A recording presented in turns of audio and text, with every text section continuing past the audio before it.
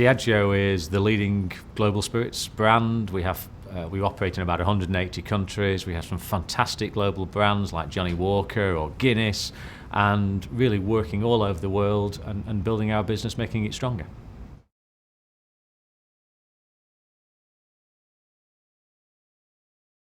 I think our big innovation at the moment, when I think about the Sustainable Development Goals, is really around how we work end to end, how we think about our products from grain when it's being farmed all the way to the glass that people are drinking them from, and how we're trying to connect with everybody along that chain to create shared value. And shared value is at the heart of what Diageo is all about. It was at the heart of some of our founding brands, people like Arthur Guinness in Dublin, the Walker family in Scotland, were really about generating shared value for their business and the communities that they worked with. And one of our goals for 2020 is about enabling thriving communities that prosper, that strengthen our supply network, that strengthen our market opportunities, and connecting that so that alcohol is part of a balanced lifestyle in that thriving community.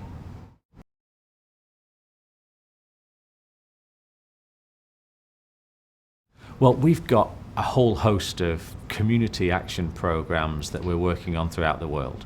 And it can range from how we would help people get into jobs through our Learning for Life program, provision of water as a basic security for those rural communities throughout Africa where we have businesses, and also empowerment, where we have a Plan W program that's reaching over 100,000 women, nearly 700,000 people when you take in the whole household, thinking about really how empowerment strengthens those communities.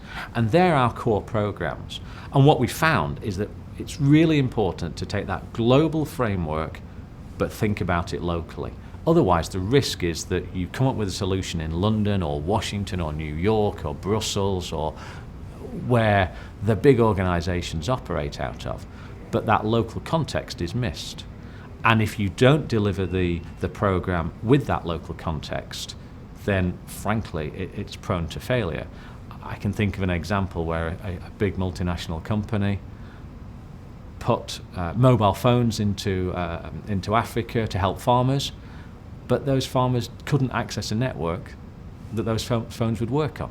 But the farmers loved it because they got a new mobile phone. They could talk on it, but they couldn't get the data that the company was relying upon. Now, Diageo, because of our local presence, has a good understanding of what's happening on the ground. So when we work with, for example, the 6,000 farmers who we have individual contracts with in Ethiopia, we know what's happening on the ground. We're out in their communities a lot. We're working with them individually and as a cooperative to build solutions that work for them, and that's really important.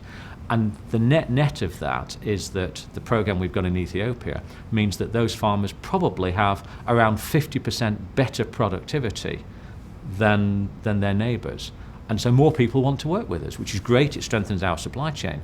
But for the farming community, the individual families, it means better productivity, it means higher household income. And I was out there about 3 months ago talking to a lady, a single parent with 5 kids. She'd been able to keep all of those children going to school because of the extra productivity that our programme had helped her drive in her small barley farm. It's a couple of hectares, but 50% extra productivity for them makes all the difference. And that innovation's getting to the next stage. We're thinking about the next seed variety. We're thinking about how we can give them iPads or tablets to help them manage their farm and improve productivity even further. We're innovating in terms of collaboration at the farming co-op level to get better quality seed, better variety of seed, clean seed, but also helping that farming co-op do some processing. And so that means they get better value from the product that they're passing on to us. The benefit to us is a really robust supply chain. We have absolute confidence in the quality that's coming from those farmers. The quantity is there, and it builds our business for the future in Ethiopia. The benefit to the community is solid markets and access to knowledge and technical training and pre-finance that means they can really access the market effectively and compete with what otherwise is a global market for barley imported into Ethiopia. And that's where shared value for us really comes to play. We're benefiting the farming communities and we're benefiting our business growth at the same time.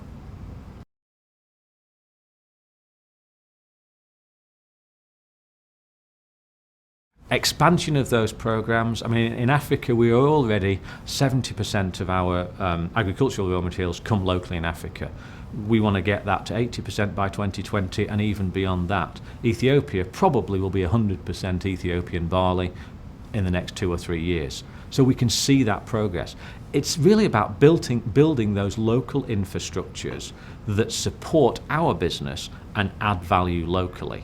And then there's growth, stronger supply chains, but also market growth, because that's what's going to drive the growth of our business as well.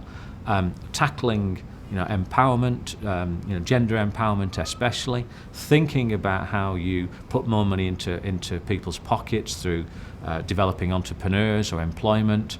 Our Learning for Life program, which has been running now for about 5 or 6 years, takes young people, helps them to get jobs.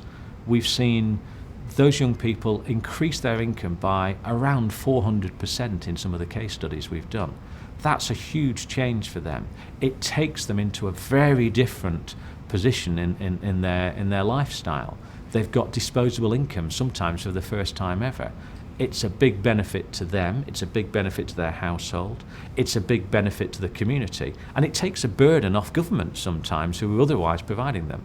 So that's, success for us is building markets, strengthening supply chains, and giving confidence that sustained growth through employment and empowerment especially, delivering those thriving communities, is going to build further over the next 10 years.